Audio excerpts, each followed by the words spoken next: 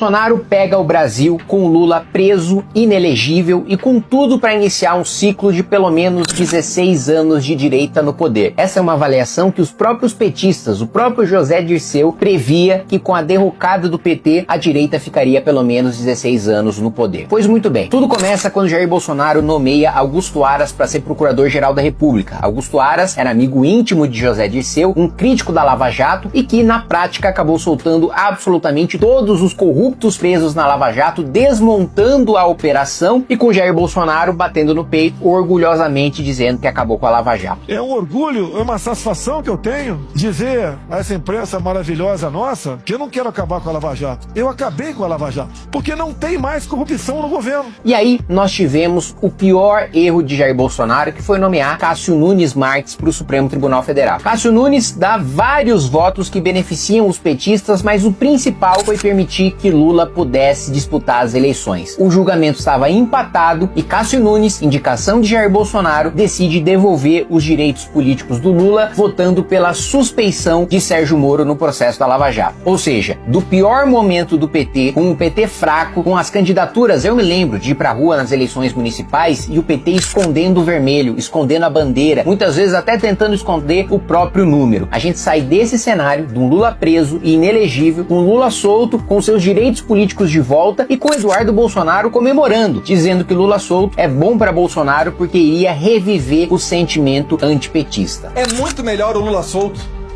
O Lula solto vai reviver aquele sentimento antipetista que uniu todo mundo nas ruas para tirar Dilma Rousseff. Eles só não contavam que durante a pandemia Jair Bolsonaro falaria tanta bosta que perderia apoio importante dentro da própria direita e faria com que uma onda de rejeição a Jair Bolsonaro fizesse com que ele tivesse a capacidade de perder a reeleição, sendo o primeiro presidente da história da República do Brasil, da nova República, a perder uma reeleição, mesmo aprovando um rombo de mais de 100 bilhões de reais, que foi a PEC Kamikaze, apelidada de PEC Kamikaze pelo próprio Paulo Guedes, mesmo gastando horrores, ainda assim consegue perder para Lula, principalmente por causa das declarações que fizeram ele ter a rejeição durante a pandemia. Quando você tiver falta de ar, você vai pro hospital.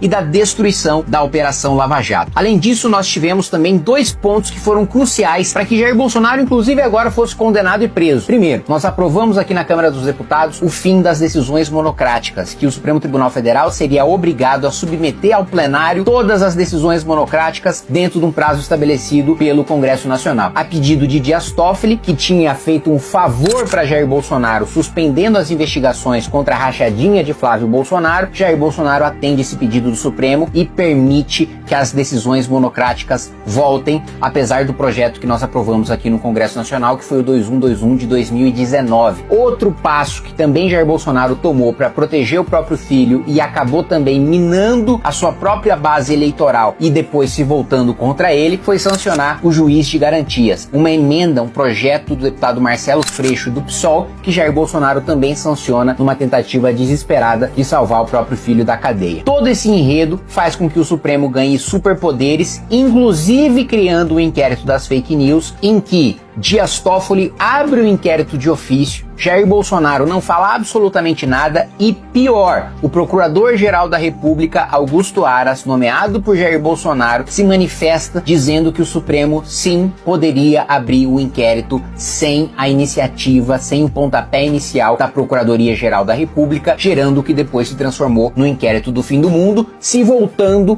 contra o próprio Jair Bolsonaro. Tudo isso levou a ele a cavar sua própria cova, a cavar sua própria prisão, que vai ocorrer em razão do julgamento do Supremo Tribunal Federal.